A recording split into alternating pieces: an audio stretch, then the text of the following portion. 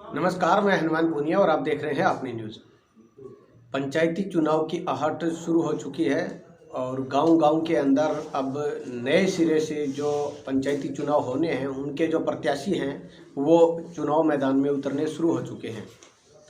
इस सिलसिले के अंदर अपनी न्यूज़ की तरफ से अब एक हर गांव से जो उम्मीदवार हैं, उनका एक साक्षात्कार हम करेंगे और उसके दौरान हम ग्रामीणों को जो भविष्य के अंदर उनका गांव का जो प्रतिनिधित्व करने की वो जिम्मेवारी जिनको देना चाहते हैं, वो किस तरह से है, क्या उनकी मंशा है, किस तरह से वो गांव का विकास करवा सकते हैं, क्या उनका एजेंडा रहेगा चुनाव का, वो तमाम जो जानकारी है वो उनको वोट से पहले मिल जानी चाहिए, ऐसा हम समझते हैं। और उसको लेकर हम ये प्रयास कर रहे हैं कि आपको मोटा मोटा सा जानकारी मिल जाए कि आप जिसके पक्ष में वोट करना चाह रहे हैं, वो जो कैंडिडेट है वो आपके वोट का किस तरह से मूल्य अदा करेगा गाँव का विकास करके।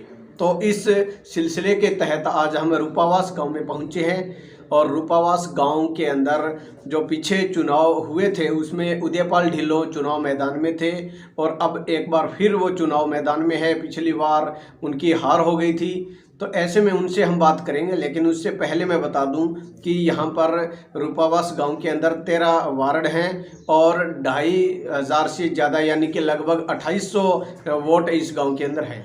तो चलिए उनसे हम बात करते हैं। सबसे पहले तो आपका स्वागत है अपनी न्यूज़ में। राम राम जी।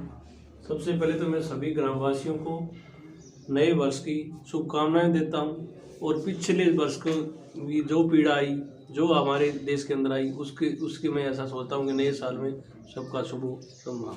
राम राम। उदयपाल जी, चुनाव की तैयारियां शुरू हो चुकी है, गांव-गांव में माहौल बनना शुरू हो चुका है। आप भी चुनाव मैदान में एक बार फिर आ रहे हैं, क्या कहना है, क्या मैसेज है ग्रामीणों को? सबसे पहले तो ये है साहब कि पिछला चुनाव जब लड़ा मैं, पिछला चुनाव मेरे गांव वालों ने मुझे ये सोच के नहीं वोट दिया कि मैं कैंडिडेट कर दूँ। पिछले कैंडिडेट को मेरे से अच्छा सोचा और पीछे चुनाव वो हारे हुए थे, पिछला चुनाव वो हारे हुए थे, इसलिए उन लोगों ने उनकी दर्द की, उनकी भावनाओं की कदर की और उस कदर के ऊपर वोट दिया। ना कि मेरे को ये नहीं बोला किसी ने कि भी आप गलत हैं। और मैं उसी बात से खुश होकर 5 साल गाँव की पुरजोर सेवा की, तहसील लेवल पे, थाना में, गांव में, पंचायत में, जहां भी जरूरत पड़ी मेरी, मैं हर टाइम उनके साथ रहा। पीछे 500 वोट के लगभग आपकी हार हुई थी। बिल्कुल।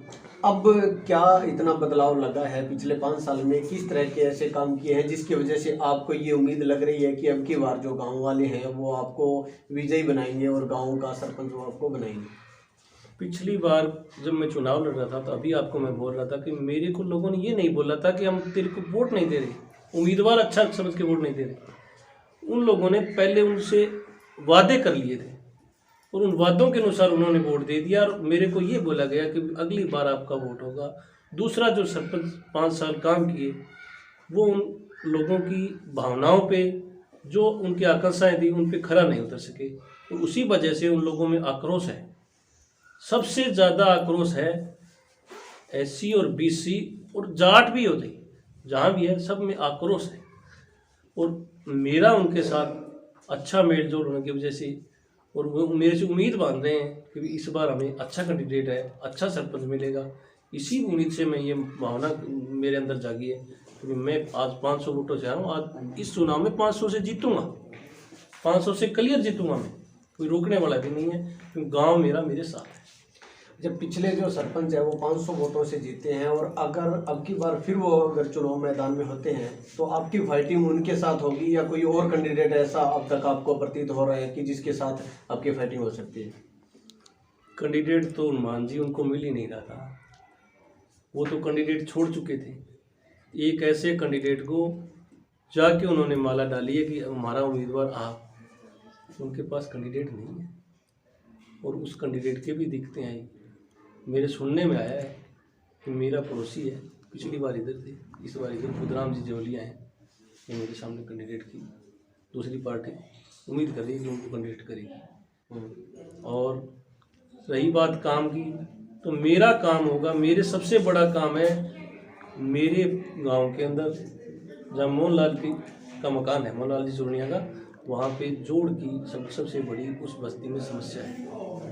और पिछली बार भी हमने सहयोग किया था इन सरपंच साहब का। सरपंच साहब ने हमें बोला कि भाई आप जोड़ दीजिए, आपके परिवार की जगह है। मेरे परिवार ने जगह ठेके पे देने के लिए उनको दे दी, पंचायत को ठेके पे देने के लिए जगह कर दी। और हमने हमारे परिवार मेरे चाचा जी को बोला ठीक है कोई बात नहीं, आप ठेके पे दीजिए, किसी तरह आपका हल होगा। और हमने स्वीकार कर लिया। और उसके बाद सरपंच साहब को जैसे ही बुलाया गया तो कहने लगे गांव वाले एतराज़ कर रहे हैं, पूरी पंचायत बुलाइए भैया, एतराज़ करें उसको हम मनाएंगे, कोई दिक्कत नहीं है। उसका कोई जवाब नहीं आया। उसी वजह से आज एक आपने देखा होगा एक छोटा सा जोड़ बना हुआ है जिसके अंदर स्कूल के बच्चे जाते हैं, उनको बड़ी परेशानी है, उस मोहल्ले को सारे को परेशानी है। तो मेरा पहला वादा है कि मैं सरपंच बनते ही पहले काम जोड़ बनाने का करूँ।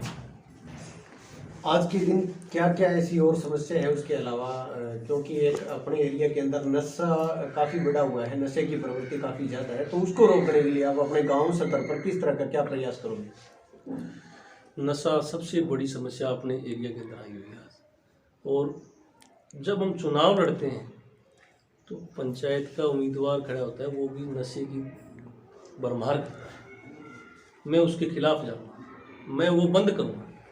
इस बार चुनाव में कोई नशा नहीं होगा, कोई और नहीं होगा। जो भी बच्चा नशे की लत में चला गया है उसको हम सुझाव बुझा के उसको अच्छा बनाने की कोशिश करेंगे। और गांव में जो भी कोई बाहर का तत्व आके हमारे गांव में नशा फैलाने की कोशिश करेगा उसके विरुद्ध कानूनी कार्रवाई की जाएगी। अब सरपंच का बहुत ज़्यादा विरोध है, वो विरोध नहीं मिलेगा। मैं सरपंच दूसरी बार आऊँ ना आऊँ वो अलग बात है, पर मेरी वजह से ये नहीं होगा कि गांव वाले ये कहेंगे हमारा सरपंच गलत था, तो सरपंच ने काम नहीं किया, ये बात नहीं आई। एक नरेगा का ऐसा काम कर दिया इन्होंने, अपने खाते लगा लिए, अपने इशारे कर लिए, वो सब बंद करवाऊँ। सबसे बड़ा काम है जिस आदमी को काम करे उसको रोज़गार मिले, घर बैठे को रोज़गार ना मिले, ये सबसे पहला काम मेरा ये हुआ। तो जो गांव में गलियां हैं सारी, मेरे यहाँ सन 2003 में मेरे आप देख रहे होंगे अभी मेरे घर के आगे जो गली है वो 20 साल भी और चलती गली। इन्होंने पाइपें डलवानी थी, चलो पाइप डलवानी होती है, उसके बाद कोई मरम्मत नहीं की, सारी गलियां टूटी पड़ी हैं, कहीं भी पानी की निकासी नहीं है। पूरे गांव का पानी निकासी का काम करूंगा, सारी गलियां बनाने का काम करूंगा, और जो भी होगा उचित काम होगा उसके लिए रात दिन पहले भी तैयार था और गांव वालों के लिए आज भी तैयार हूँ आगे भी। गांव के अंदर धड़े का काफ़ी एक महत्व रहता है, तो ऐसे में आपके गांव के अंदर मुख्य तौर पर कौन से गोत्र के जाति के धड़े हैं और आपकी तरफ कौन से जो रुझान है वो ज़्यादा आपको लग रहा है? हनुमान जी, मुझे तो सभी 36 बिरादरी का ही समर्थन मिल रहा है और सभी धड़ों का समर्थन मिल रहा है। गोदारा, कासनिया, चुरनिया और अपने ठोलिया, पूनिया, डिल्लोर, जाखड़, जो भी जातियां मेरे गांव में हैं वो ऐसी जाति नहीं है जहां से मैं बहुमत नहीं ले रहा, मैं बहुमत लेके आ रहा हूं। जैसे हमारे पुराने सरपंच रहे हुए हैं, पुराने सरपंच जैसे हमारे पृथ्वी सिंह जी चुरनिया 2 बार सरपंच रहे, चौधरी रामदास जी भी सरपंच रहे, उनका मुझे समर्थन है। ओलक जाति से मुझे अच्छा समर्थन है। सारी जातियों से ऐसी कोई ऐसी जाति नहीं है जो मुझे समर्थन नहीं मिल रहा। कासनिया सरपंच रहे, उनका मुझे समर्थन है। गोदारा सरपंच रहे पुराने, उनका मुझे समर्थन है। हमारे एससी के सरपंच रहे हुए हैं, उनका मुझे समर्थन है। कोई ऐसी जाति नहीं रही है जो मुझे समर्थन नहीं मिल रहा हो। बहुत ही ज़्यादा मैं हर जाति के अंदर जातिवाद अगर चुनाव लगा ले तो उसी जाति से जीत के आ रहा हूँ, हर जाति से। कोई ऐसी जाति नहीं है जहाँ से मैं हार रहा हूँ। और रही बात गांव में सभी छत्तीसगढ़ हमारा सभी से भाईचारा है। ऐसा नहीं है कि किसी से, सभी का समर्थन है। सभी आज पहला काम तो पूर्व सरपंच से बहुत ही ज़्यादा खिलाफत है। और मेरे से मैं आपको पहले कहूँगी, उम्मीदवार का किसी भी आदमी, आप अगर मेरे सामने जो चुनाव लड़ रहा है उसको भी जाके पूछोगे कि उम्मीदवार अच्छा है या बुरा है, कोई ये कहने वाला नहीं मिलेगा कि उम्मीदवार बुरा है। उस बात का भी मुझे फायदा हो रहा है। तो ये है उदयपाल ढिल्लों, जो कि अपनी जीत के प्रति पूरे आश्वस्त हैं और गांव के नंबरदार होने के नाते इन्होंने जो सेवा 1997 से ये नंबरदार हैं, उसके बाद जो इन्होंने काम किया है उसके बेस पर ये कह रहे हैं कि इनकी जीत जरूर होगी। और पिछली जो हार का जो कारण है वो इन्होंने बताया है कि जो पिछली बार जो सरपंच बना था वो उससे पिछले जो चुनाव है वो हार गए थे और उस सहानुभूति की वजह से इनको हार मिली थी और वो जो अनिरुद्ध ढिल्लों है वो सरपंच बने थे। लेकिन इस तरह की अब की बार एक उनका लंबे समय से ग्रामीणों के जो काम आए हैं वो, और प्लस दूसरा एक सहानुभूति की अगर बात की जाए, जैसे पिछली बार अनिरुद्ध ढिल्लों को सहानुभूति ग्रामीणों की मिली थी वैसी सहानुभूति भी इनके पास है।